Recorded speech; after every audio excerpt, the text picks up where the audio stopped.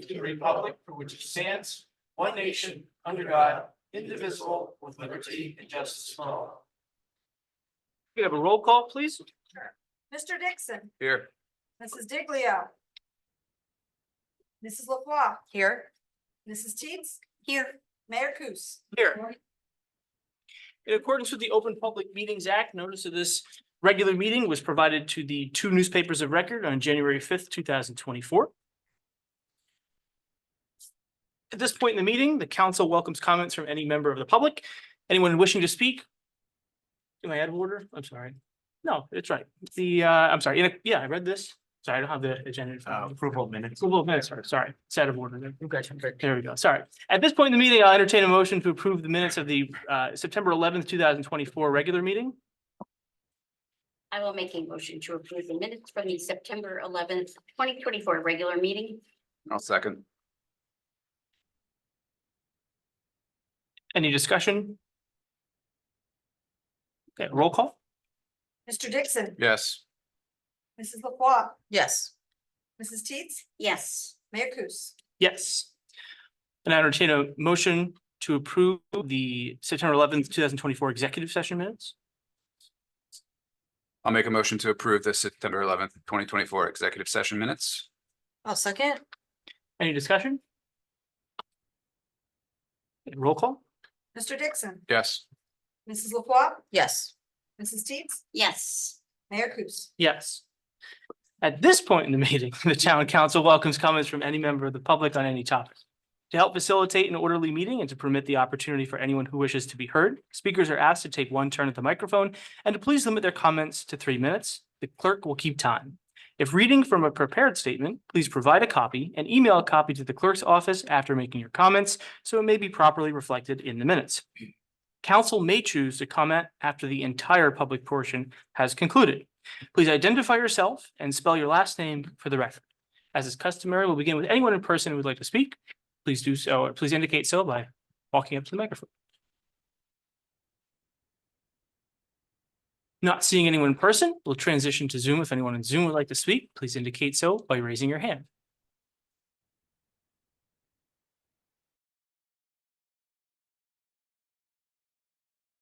Public. And we'll move to a presentation from the tax assessor's office. Alright, come on up. So, Tom, want to slide over maybe Yep. Dominic and then Scott, you can come with Mark there. Oh, how you guys doing? How are you? there we go. Righty.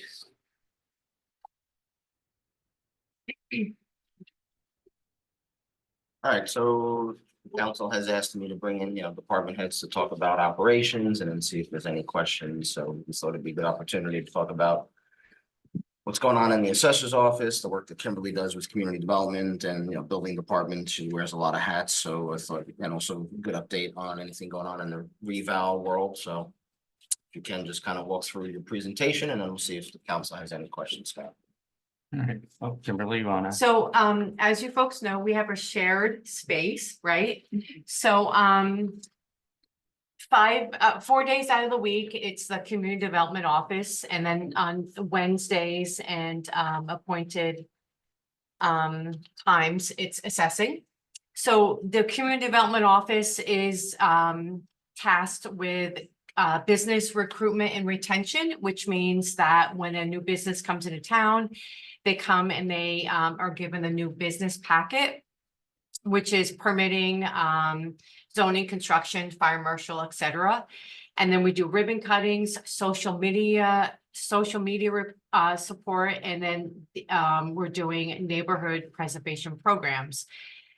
We do community development events, which is 9 community events. 3 community events assist with the Chamber of Commerce, which is the parades. I help with billing department. I do questions regarding permitting. Oprah's in 2022, I did 53% that came to the town of Newton. 2023, I did 48% that came to the town of Newton. In 24, we are at 49%. As far as assessing is concerned, it's processing deeds, maintaining addresses, monitoring added assessments for October 1st, farmland forms, chapter 91s, further statements for exempt properties, exempt vets, and fielding calls for the reassessment, which is like a big endeavor for the next 5 years. I also serve as a secretary for the Economic Development Commission and social media for the Greater Newton Chamber of Commerce. Good. And as you see, Kimberly wears lots of hats and she's an indispensable resource to me. All the knowledge that she has from people coming that want to come into town. It helps me understand, get a better economic picture. As the tax assessor, I do both micro analysis and macro analysis. I look at something small down to decks and sheds, et cetera, on a property, to the more macro view of the municipality in terms of understanding our vacancy rates, the strength of the commercial market, the strength of the residential market, where they have weaknesses. Not all sectors move evenly. There's been a lot of it's well known, and I'm sure I documented the appreciation that's occurred basically since COVID to now is pretty unprecedented, even throughout other past booms that we've had in real estate.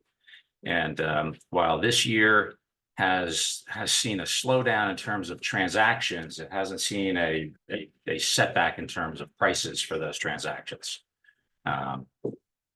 It's a little bit tricky when you have a slowdown in terms of transactions, because it's the transactions that we rely on to set the valuations for the ongoing annual reassessment. So the first, the sort of the big Megillah was putting the reassessment on for the 2024 tax book. It hadn't been done since back in 2014, and that was in a recessionary market where it was really just about cutting assessments to try to stave off tax appeals as much as possible. This market is very different when you're sitting and putting increased assessments on. It's very easy to say, I'm just going to take 10% off because things are tough. It's a lot harder to say, I'm going to raise something 80% because things are good.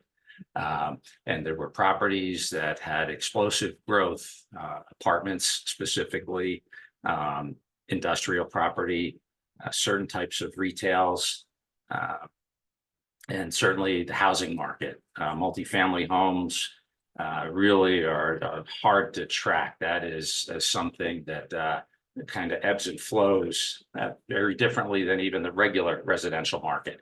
And there's an awful lot of multifamily homes in Newton. And then that's just one sector. But overall, the reassessment went extremely well. It was in a compressed time period just because of all the fundamentals of getting the approvals from the state, the county, the state, the little bit of PR campaign, the webinar that started things off so that the public could get some information.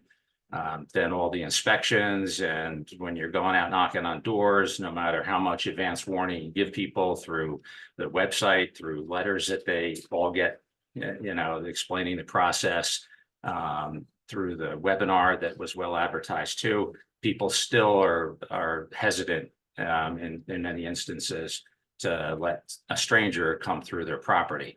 So we worked through that. Kimberly fielded just an endless number of calls from the public, wondering, is this person legit? Why do they have to come through my house? And despite all the literature that's provided to the public, at some point they still need an explanation. And Kimberly has the patience of a saint, very good with the public, provided the explanations. Talked people that were pretty adamant about no one's going to come through my property to actually allowing somebody to come through the property, and to help keep down any of the sensationalism that comes from this process. Sometimes in past, and I've got a long resume when it comes to revaluation and reassessment over my career, and there have been plenty of times where somebody gets agitated and it's combustible, and other people just seem to get caught in the fire, and then next thing you know, and it happened even here in Newton many moons ago, back in the early 90s, actually around 91, when they had a major revaluation. We tried very hard to not let that, we try to nip everything in the bud, and as much as Kimberly can talk to the public, I will also talk to them. And for certain cases, I would just direct the person. I had the project manager for the reassessment contact, and he's got his name's Rob Brescia, and he's got a good way about explaining the process as well too. So when it was all said and done, I mean, you're never going to make everybody happy, but there were no lines out the door. There was, the phone rang, but people understood what was happening. They maybe didn't understand the why part of it, but they understood that their property value had changed dramatically from what it was. In some cases, I think that made people happy that didn't know what it might be, because they weren't looking to list their property, and suddenly they find out they've got all this equity. Others, were extremely nervous about, what does this mean for my taxes? My assessment doubled. Are my taxes going to double? Well, that didn't really happen. Certainly not on the residential properties. I think that the stats were something about like a little over 60%, maybe 62% of residential properties saw their taxes based on the prior year's levy, the 23 levy, which is all we knew at the time. I think it was 62% were zero tax increase or a decrease. That's pretty good, even though it was largely the residential market and the massive appreciation that drove the need for the reassessment. It wasn't like the homeowners were penalized because of the reassessment. Taxation is a necessary evil. In New Jersey, it's an ad valorem tax state, which means we tax based on value.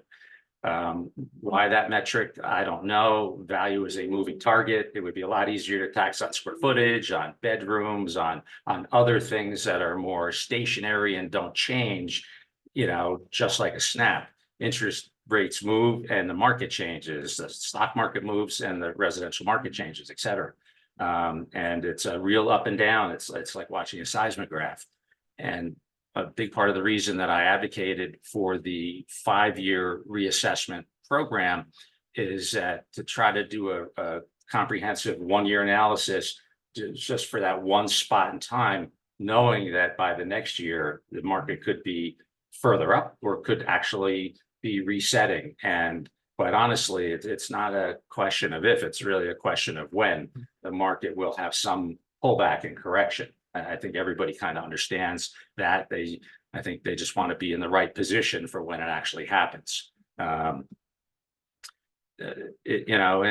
the market really defied all normal economic parameters in that interest rates over a couple year period almost tripled from their low, maybe around right at the start of the pandemic, to being up over 7%, whereas in 2020 they were 2.5%. Despite that, property values increased almost as dramatically as the interest rates did, which really made no economic sense. But that's so this is a different market, and it's had me extremely concerned.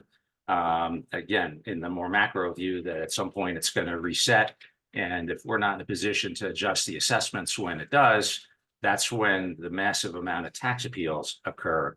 And you say, well, what's the difference if I lower the assessment or we have the appeal? Well, when you have the appeal, you've now established your budget based on anticipated revenue that you're not going to collect. Mm-hmm. And not only do you not collect it, but you actually fund the loss that would otherwise be spread to the county and the school as well. So it puts basically a triple burden on the property owners, as opposed to preemptively adjusting the assessment, whichever way it happens to move, and whether it's the whole market, whether it's just sectors of it. But this allows us to kind of tinker over these 5 years to make sure that we're putting the town in the best position. Never going to eliminate all tax appeals because appeals are really a function of people's tendency to just litigate things, and that they know an attorney. It costs nothing for a commercial property owner who gets solicited heavily by countless different law firms and attorneys saying, look, we take your case on spec. You know, we charge you the filing fee, which is nothing, $50 or $100 or whatever it might be. And if we don't get you anything back, it doesn't cost you anymore. So there's no real skin in the game for a commercial property owner to take an appeal. So Scott, Um, just a quick the- question, if yeah. you don't mind. So I just read an article, right? The feds cut the rate, and the mortgage, interest rates adjusted by 150 basis points over the last week or so. There's some speculation, probably post-election, that the Fed will continue to cut the rates, that kind of thing. And whether mortgage rates adjust at the same blip that they did this past week, 150 basis points, pretty significant. What does that do in the reval and reassessment process as it stands right now, right? Because when we did it a year or so ago, rates were hovering high, but they were pretty steady. Well, as far as the residential market, since the appreciation that we've had doesn't seem to be tied to, it's working converse to the way interest would normally work. The higher the rate, potentially the lower the value, and the lower the rate, the greater the value. So it's really hard to say whether the dropping of the rate just keeps things more stagnant and slows down that potential reset. But what it will do, more importantly, quite honestly, is on the commercial market. A lot of people don't understand those properties are valued on an income approach, and a component of the income approach is taking the net income that we, after an analysis of rents and vacancy and expenses, come up with estimated potential net incomes on properties. That is converted into a value by dividing that by a capitalization rate. And interest is a component of the capitalization rate. The capitalization rate is a function of interest and property owners' equity expectations for return on their own cash. And when interest comes down, it helps in that keeps commercial values higher. Interest that was going up was actually going to put the commercial properties that we just assessed in a position of having to possibly reset them back a little bit. So I was very happy to see that. That came at a very good time. But it's hard to really project, Commissioner, where it'll, or Councilwoman, Sorry. where that'll really go. Yeah. My expectation is it just keeps the market steady. Okay, because what comes after that, right, is all the solicitations that you get, like, list your, or take a mortgage now, it's worth $55,000 more, you can afford $55,000 more on a house because of the, 150 basis points for the average, consumer, and so people start to watch that, right? I mean, our rental market is, that has grown, not just the available units or the unavailable units, but the price point on the rentals is Well, the pretty price on extraordinary. rentals is crazy. It's in my opinion. extraordinary. I just find it, again, that's another thing and that's what's driven the multifamily homes. Right. And something that is a tool in an appraiser's toolbox for valuing a multifamily home. Normally, the primary valuation method would be based on comparable sales. It's a lot easier on single family homes where you can kind of break it down to a per square foot or certain component parts. On multifamilies, it's trickier, and there is something called a gross rent multiplier. And so I've already instructed the appraisal company that I want them to canvas as much as possible. We don't have the ability to request the financial data on on something that's not a commercial property like we do with commercial properties. We send out a certified mail that's called a Chapter 91. It's the name of the law, but it's really an income and expense form. And the property owner has to return that within 45 days with their information, or they forfeit the right to appeal the following tax year. So it carries a lot of teeth. On 1 to 4 families, there is no such vehicle. So we have to kind of research that through the more conventional over-the-counter market, through the multiple listings and things that we find out, brokers, et cetera. But we do have rental information, of course, that we get on the apartments, which does set at least a benchmark in bit, yeah. terms of what maybe might be expected in 2s and 3-family units. But in the old, the old economy back, when the reval occurred in 1990, multifamily homes were bought largely by a homeowner that was going to occupy one of the units and defray their cost by having another rental unit or 2, or possibly have family members in there. Now, 95% of those are Investors. strictly occupied by Mhm. investors. Mhm. And most of, very seldom do you find one, a multifamily home that's the only multifamily home that a person owns. Usually they have a portfolio of them. So again, very different times, and I'm on it as best I can be and through the certainly the tools that the appraisal company has. They've got the boots on the ground and more manpower. I can direct it, and I ultimately oversee and have the final say in everything. But that's kind of the process. When all was said and done, we had maybe, I'm going to say 30 appeals at the county tax board this year. And a lot of those were filed by the appraisal company on properties where we weren't able to get an inspection in time before the assessment was established, but people still kept calling and we didn't want to turn anybody down. And so if there was enough time, an inspection was made, and if a correction was warranted, then the town filed an appeal. It's called an assessor's appeal. And at the state level, we have 22 appeals, again, out of almost 300 commercial properties. They're all commercial properties. A lot of them are apartments, and some of the frequent flyers, Home Depot, Kohl's, Walgreens, AutoZone, that whole quadrant over there basically is under appeal. But a lot of that has to do with, you'll see the 22 appeals, and there's probably 5 attorneys that have them. And so it's just the nature of how the canvassing works.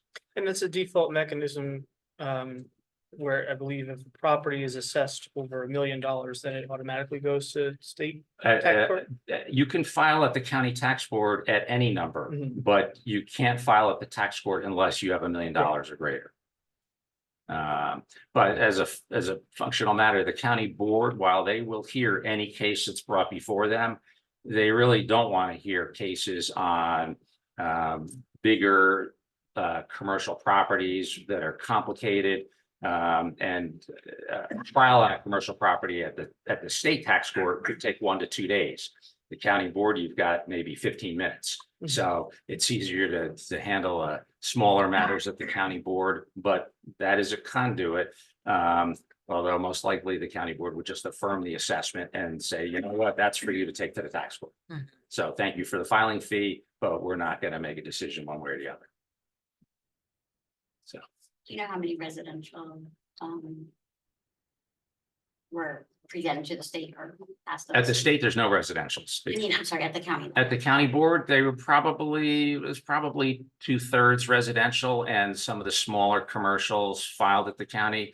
Now, we make motions, and there were a couple of motions made on any of the commercials that file that haven't returned that Chapter 91 income form. And the county board, if the paperwork's in order and we keep copies of everything that we do. Kimberly's very thorough with that, and we have the green, certified mail return receipt card, et cetera. The county board just dismisses the case and, with prejudice, and that's the end of it. The only thing that an aggrieved property owner could do technically is they could still go to the tax court and request a reasonableness hearing. Now, that's a futile mission. I mean, they just, basically short of you admitting I threw a dart at numbers on a wall. If I have any methodology at all Mhm. that passes the reasonable test, and the assessment's affirmed. So. And so just the last point is with the reassessment. So part of the requirement from the state is that 25% of properties are inspected after the initial 100% gets done in year one, then 25% get done in years 2 through 5 to equal basically another 100%. The fact that only 25% get inspected does not preclude 100% from being evaluated. And so everybody is evaluated. The inspections, basically, when the reval company was out there potentially in October or November, and then they come out there in April or May or June, chances are not much has happened that first year. So this time we had that 25%. I told them, don't do what you typically do, which is they just quadrant the town into 4 quarters, basically, and that's how they do their 25%. I made it a little harder for them. I wanted them to only do this year the properties that were not inspected when we did the 100% program last year. And so basically that had them hopping all over town, which in some cases got people a little bit out of concern because they might have heard or seen somebody, hey, somebody from the appraisal company's in the neighborhood, and suddenly they're there, they do, 1 or 2 houses and they're gone. And then you're wondering, hey, what happened to me? Why didn't I get my door knocked on too? Or did I miss them, et cetera? We've gotten those calls. After this year, it'll be much more established where when they go out, they'll be handling neighborhoods at a time. But this year they were all over because it's still the primary goal is to get into every property. I mean, fair is fair, and what everybody has is what your assessment is based on. And the properties that we were not able to get into, we have to make assumptions. We make reasonable assumptions. If you're in a flood zone, we're not going to assume, that your basement is finished even, but if you're not, and, most properties aren't, we would make some assumption that there's some finish in the basement. It's reasonable to assume that people have renovated their kitchens or bathrooms, especially having such an older housing stock like we have in Newton. You might not make that assumption on a house that was built in the 80s or 90s, but you can on a house that's 100 years old. So, and the easiest way to find out if we're right or wrong is to allow the inspection to occur, and we'll fix the records accordingly. So that's the process. Everybody will be receiving another value notification letter. It kind of stinks the way the timing works, but it'll be somewheres around the holidays. I usually try to stall that off to make it after the holiday if possible. But that's dependent on the county board extending a little bit of grace period, which they have been great at doing to allow the program to finish, into January instead of the statutory date of January 10th. So everybody will get another evaluation notice. Their assessment may or may not change. Chances are they'll change a little unless there's been new construction or some kind of renovation that was picked up when the inspections were done. Then it'll change potentially a little bit more. Everybody, though, will have an opportunity, just like they did this past time, to contact the appraisal company, set up what we call a hearing, go over the information on your property record card, make sure everything's correct. Anything that they think that wasn't considered, they'll have another opportunity, send us information, send us photographs, or just verbally tell us what we may have missed or put down wrong. If reinspection is necessary, we do that too. There's no like, well, you had your chance, sorry, we're not going to do it. We go out to a property 5 times if that's what it took to get it right. So it's not that a one and done. And then after that process is over, then the new tax book will come out probably sometime toward the end of January. That's what I got. If you got any other questions, and if you have any other questions as it goes along too, you can either relay them through Tom or, Kimberly, and I'll get back to you. Okay. Any questions? I will say that I had my property inspected the first go around. Very nice people, and I was actually chosen for the initial, I think, 25%. Yeah, because they do, they had to fill the numbers, and remarkably, the state actually did an audit. I got audited about, I had to show up out in Bergen County, and they went over the numbers, and they wanted to find out which properties, did you do your 20? Now, they weren't going to hold you to exactly 25% mathematically, Well, you had to be pretty close. And so if we didn't have just properties that were what we call estimates, then, whatever that was, plus whatever else was needed to hit that 25% number. So I think 547 was the count, how many people were notified that they were on this time. One of the good things, and I got to apologize, and I did not even know this, and I'm embarrassed to confess that, but until I got audited and had to know it a little bit more, I didn't realize that the appraisal company's website was such a good tool. And because when I called and told the supervisor that I need this information for my audit, they said, well, it's right on our website. I'm like, it is? And so you go on there, and they actually had a spreadsheet with all the properties that were selected for the inspections this year, and what inspector number they were assigned to, and what dates they were assigned, so people could have a reasonable expectation. When the work was assigned, it would probably be inspected within, 2 to 3 weeks after that period of time. That was remarkable. I'm from old school. There was no such thing, so I didn't even think it was out there. But it was great to see. And so what the state was very happy when they saw that too. They were quite impressed. Nice. Anybody else have a question? So just for my own curiosity, for some of the more unique properties that exist in town, like the hospital, the schools, all of those have assessed values. How do you go about calculating? Well, so properties that aren't normally traded in the market and don't rent per se are all valued on the cost approach. Mhm. And so the hospital, the churches, things like that are all done, and that's a much more painstaking approach than the other methods. But every property was redone, so all that information, church, believe it or not, there's cost manuals that talk about hospitals and the ambulatory care and all the different things and all the component parts are built up. Now, part of the hospital is taxable, part of the land is. That was an agreement that we made with them many years ago. But the rest of the hospital is exempt. But yeah, every property was done. Yeah, and shockingly, churches do sometimes sell. Mhm. And so it's, in the old day, again, I say the old days because I've been doing this for a while, there wasn't as much emphasis placed on the exempt properties. That was really more of a drag on the overall profitability to the appraisal company, to be candid.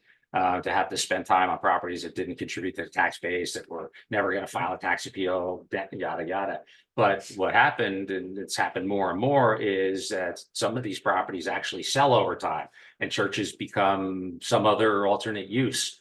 And so those more careless or carefree ways of valuing them have all changed now. And now they have to be much more spot on.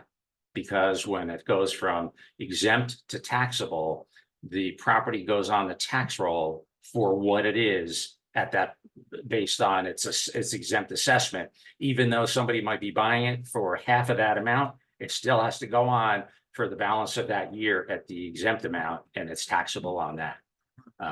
And so what's happened is that every once in a while, and I applaud the attorneys are getting a little wise to this, that have exempt clients that are thinking about moving their property. They actually have reached out. I've had attorneys reach out to me and say, hey, this property, there was some assisted living facility is now going to be used for apartments or for something else. And I get a sort of an advanced warning about what the sale price might be, so I can relook over the cost approach, because the cost approach is much more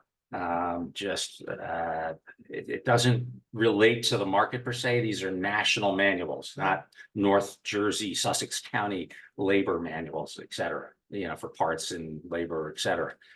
So assumptions get made that really are not localized like we do with the regular market. Thank you. Any other questions? All right, well, Kimberly, Mr. Holzhauer, thank you very much. Okay, thank you. Thank you. Okay, take care.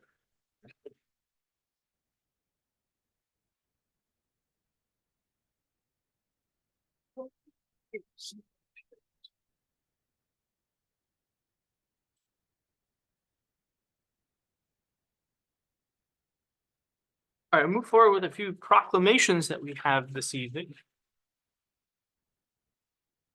Mayor, if we could note for the record, the Prostate Cancer Awareness and Suicide Prevention Awareness Month proclamations, and then we have one for you to do in person for Liberty Towers 50th anniversary. We have board members present. Excellent. So I'll read the first two quickly and then we'll do the physical presentation.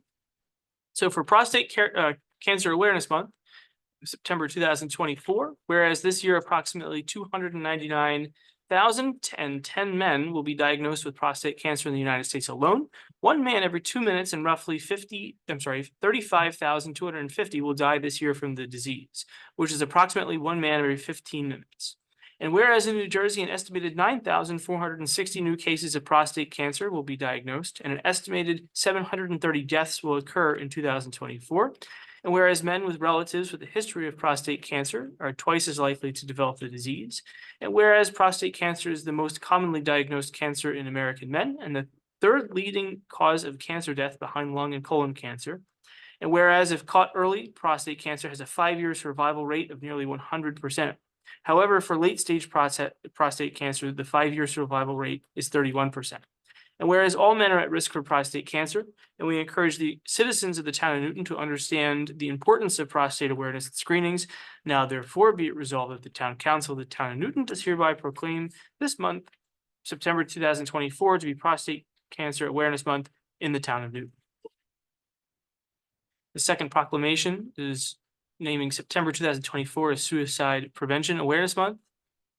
Whereas September is known around the United States as National Suicide Prevention Awareness Month and is intended to promote awareness of suicide prevention resources available to us in our community. The simple goal is to learn how to help those around us and how to talk about suicide without increasing the risk of harm. And whereas suicidal thoughts can affect anyone regardless of age, gender, race, sexual orientation, income level, religion, or background, and whereas suicide is the second leading cause of death among people aged 10 to 34 years of age, the fourth leading cause among people 35 to 54 years of age, and the eighth leading cause among people 55 to 64 years of age. And whereas we encourage all residents to take the time to inquire as to the well-being of their family, friends, and neighbors, and to genuinely convey their appreciation for their existence by any gesture they deem appropriate. A simple phone call, message, or hug can go a long way towards helping someone realize that suicide is not the answer. Now, therefore, we, the mayor and town council of the town of Newton, hereby proclaim September 2024 as Suicide Prevention Month and urge all residents to practice kindness and acceptance for one another. And for the third, we will have members from Liberty Towers Board step forward.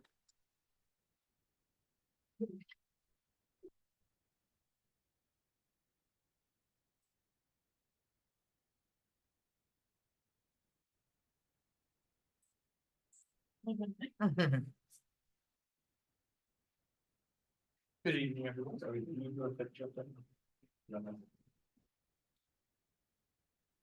Liberty Towers 50th anniversary, September 2024. Whereas the Newton Housing Authority was established by ordinance on April 14th, 1969, its work placed immediate emphasis on the growing need for affordable senior housing in the town of Newton and greater Sussex County community. And whereas to address this need, the Housing Authority designated a parcel of land on Liberty Street for what would become known as Liberty Towers. Situated in the heart of the town of Newton's historic district, it became the second high-rise building in the county. On September 11th, 1974, Liberty Towers became the first public housing authority in Sussex County, and to date remains the only public housing authority in Sussex County. And whereas since its construction, the role of Liberty Towers in our community has continued to evolve, partnerships with many nonprofit, government, and corporate organizations have assisted the Newton Housing Authority in identifying new ways to enhance the quality of life for its residents. With the support of its residents, staff, and volunteers, Liberty Towers has become one of the most desirable places to live in our community. Now, therefore, we, the mayor and town council of the town of Newton, hereby recognize Liberty Towers and share in the celebration of their 50-year anniversary. Congratulations.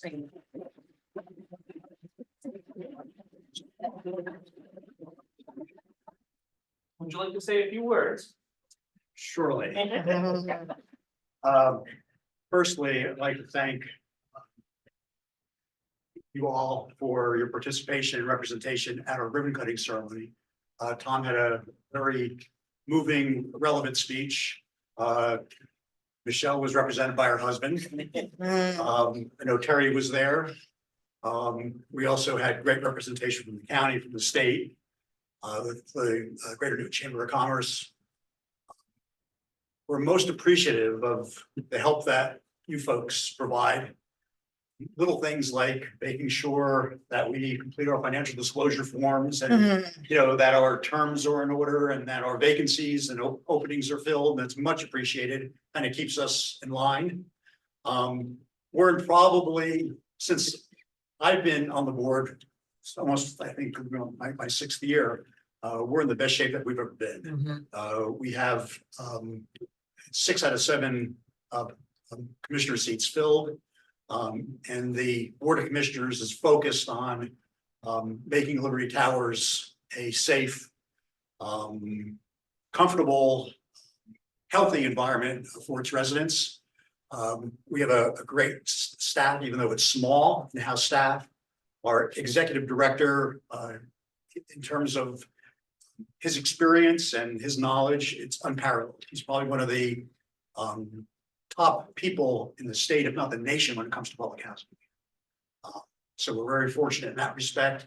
We're trying to leverage ourselves so that we're able to increase our revenues to be in a position where we can incur some debt to undertake some of the projects that are necessary with a 50-year-old building. Right now, we have a $372,000 roof project underway. It's about 2/3 of the way done. With the change order that we talked about today, it'll probably come close to about 400,000. So that's project one that within the next few weeks will be completed. We have a parking lot that needs drainage work, needs macadam work. We've got interior apartments that need to be renovated with HVAC work to address. So there's a lot to be done. But you know, the future is looking very bright with your help, with our staff, with our Board of Commissioners, and with the leadership of our Executive Director. I think we're in great standing, and I think our future is as bright as it can be. Thank you for that recap, Rick. Thank Yeah. you. Yeah.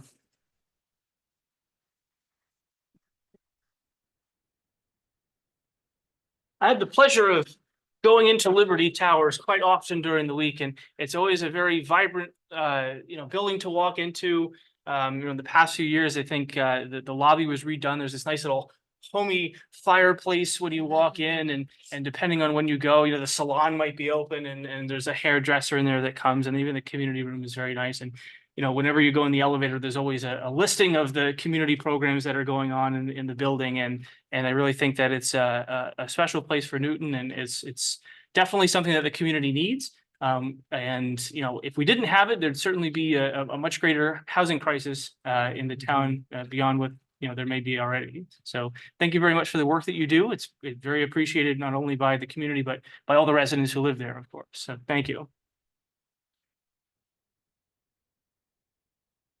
Mayor, just a couple other items, if I could. I want to mention that the new town website is live. So if you go to newtontownhall.com, you'll see the work that was done for most of this calendar year. I want to thank Terry and especially Kat for all their hard work on it. Next up will be the Town of Newton app that we're working on. Fall Festival's coming up Sunday, October 13th, 11 a.m. to 4 p.m. Still looking for vendors, so please reach out to Kimberly or the Chamber. And we'll be closed Monday, October 14th for Columbus Day, and then our council meeting will be that Wednesday, the 16th. Thank you. Thank you. Councilmember Dixon, Nothing at this time. Thank you. Councilmember Teets. I do not have anything either this week. Deputy, Or 2 weeks. yeah. Deputy Mayor LaFleur. I just want to extend my congratulations to Liberty Towers and Newton Housing Authority on your 50th anniversary. And really of being in service, right, to the residents that live there and the seniors that utilize and live in the building. It's also a great opportunity to thank members of the Newton Housing Authority, all volunteers who really have a love and passion for the building.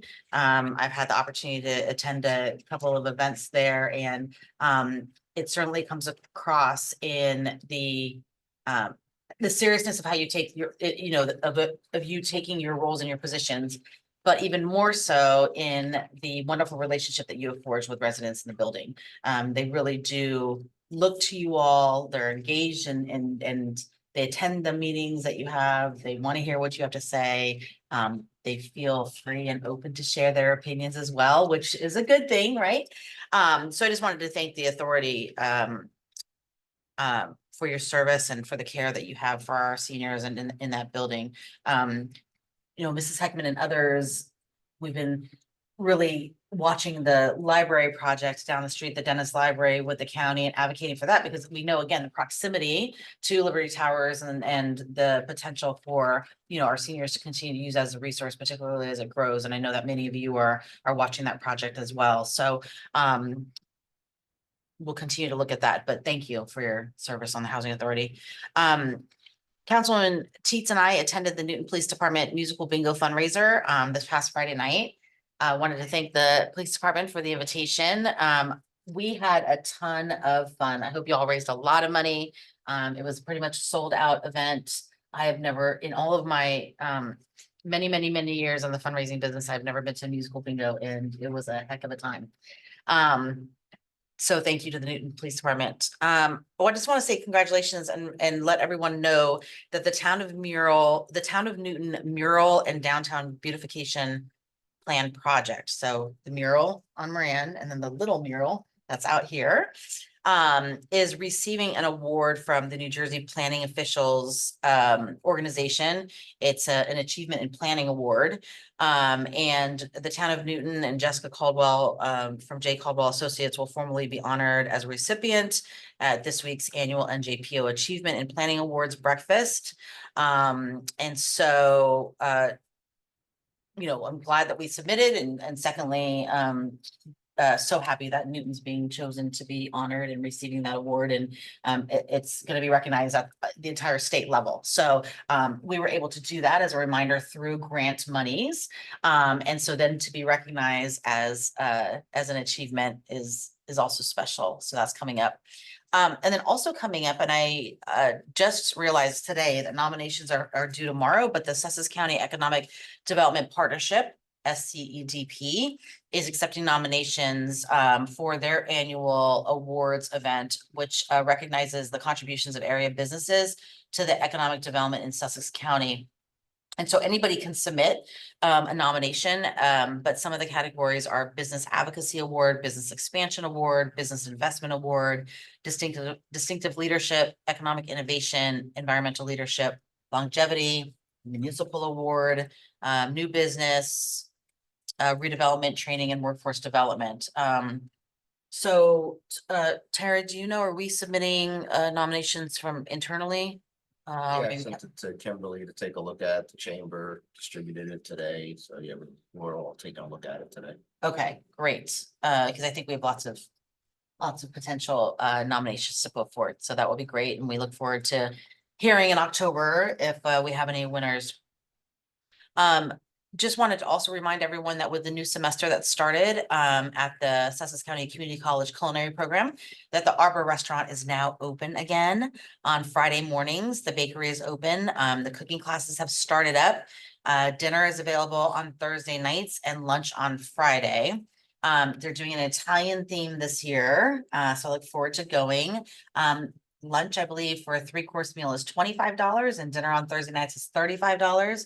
And it's just an amazing program and you can really see how much the students love the program and their ability to kind of rotate as front of the house, back of their house, pastry chef, like they're just so invested. And the professors, you know, Chef Martin, all the people over there just really love the program and it continues to grow. So if you have the opportunity, the cooking classes sell out almost immediately as they're posted. So get on their list and subscribe to it and you'll get emails about what's coming up, you know, this week as the quiche of the week or the bread of the week at the Friday Bakery, and you can place orders and all those kinds of things. So I think as a community, it'd be great to continue to support that program and get the word out because I tell people and they're like, I didn't even really know that we had a culinary program. I'm like, gotta go. And then because I was ill, I was unable, or actually a work thing, I was unable to attend the planning board meeting. So I'm sure the mayor will give some sort of update if appropriate. And that's all I have. Thank you. Thank you. the larger item on the agenda at the planning board was a use variance, so I was actually recused from Ah. that, so. Not much happening. I don't know what the outcome of that item was, but it was a conversion of garages on Orchard Street where the trailers are, the 40 block of Orchard Street. They're looking to put some additional residential units in a pre-existing garage space. Additionally, I attended the quarterly county mayor's meeting on Saturday. It's hosted by the county commissioners. It was interestingly a very Newton-centric meeting. Most of the agenda surrounded items that are going on right here in town. A good segue from the deputy mayor's mentioning of the Dennis Library. They noted that the project is moving along quite well.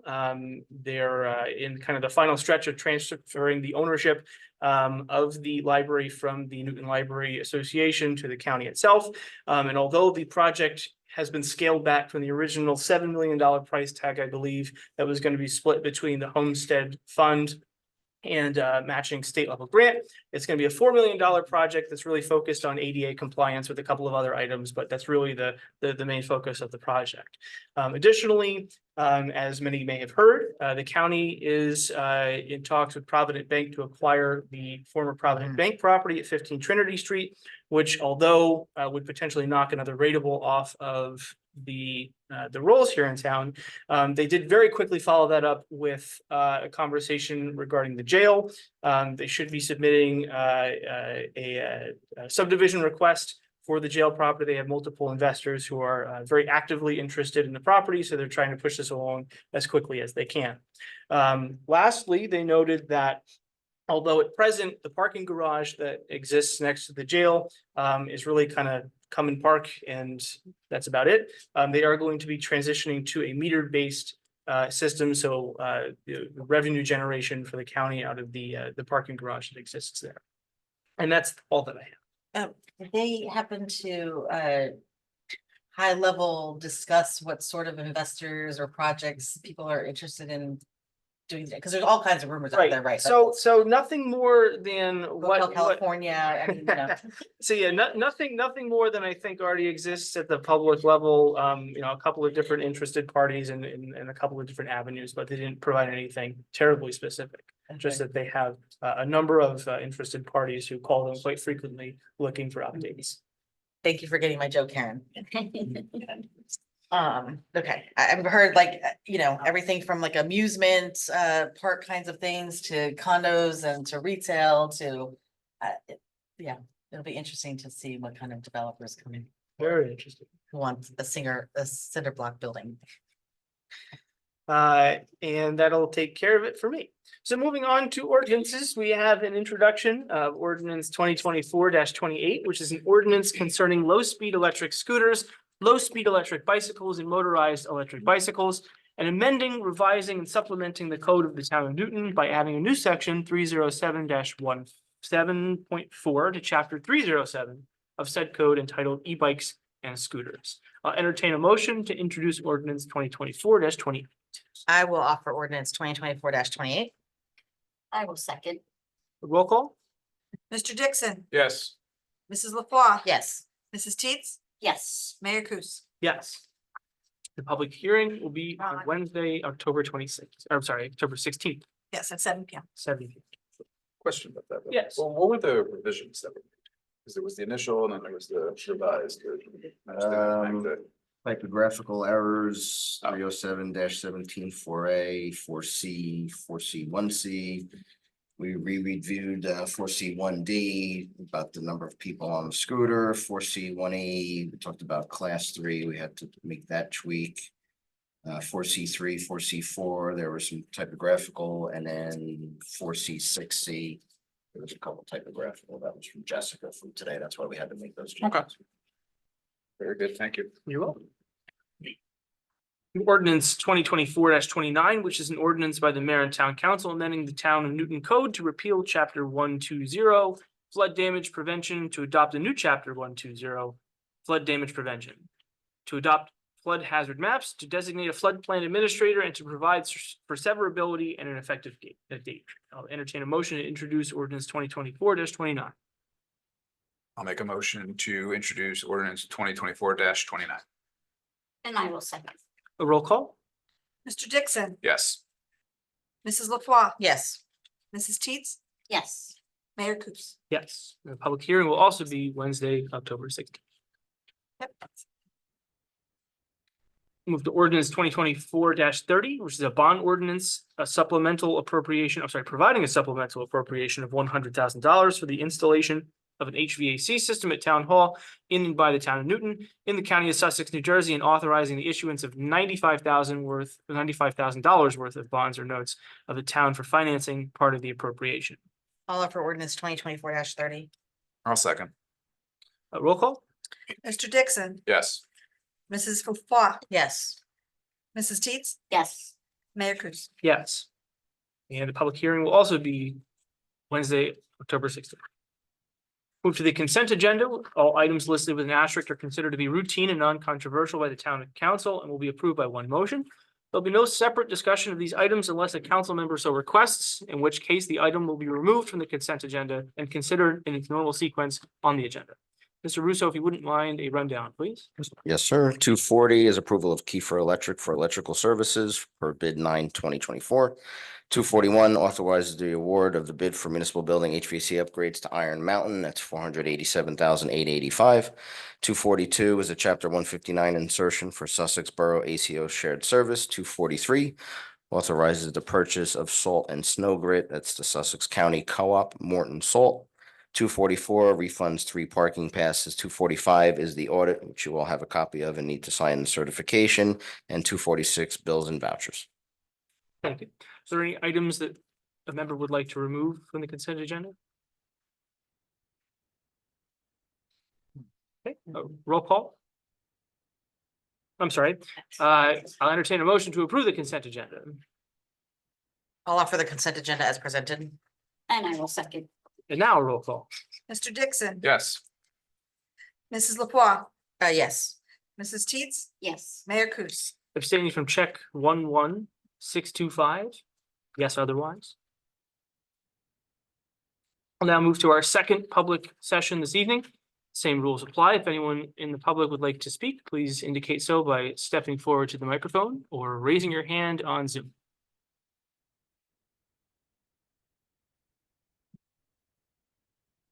Not seeing anyone, we'll close the second public session and open the floor for any additional council or manager comments. All right. And I believe the executive session for this evening is going to be carried to October 16th, our next meeting. We just get a motion on that, Mayor, just to Sure. formalize that. Absolutely. I'll entertain a motion to carry the executive session for resolution 224-2024 to October 16th, 2024. I will make a motion to carry resolution 224-2024 to October 16th. Yeah, I'll second that. Roll call? Mr. Dixon, Yes. Mrs. LaFois, Yes. Mrs. Teets, Yes, Mayor Kus. Yes. I'll now entertain a motion to adjourn. So moved at 8:05 PM. second. Any discussion on that? All in favor, say aye. Aye. Right. Any opposed? Any abstaining? Have a good night, everyone. I didn't mean to put This something the certification? in. I forgot to put something in. Don't move, we all have the same. Does it matter if it's black or blue? No, it does not Thank matter. you. Have a good night. Bye. So Karen, we'll be in touch. We have to work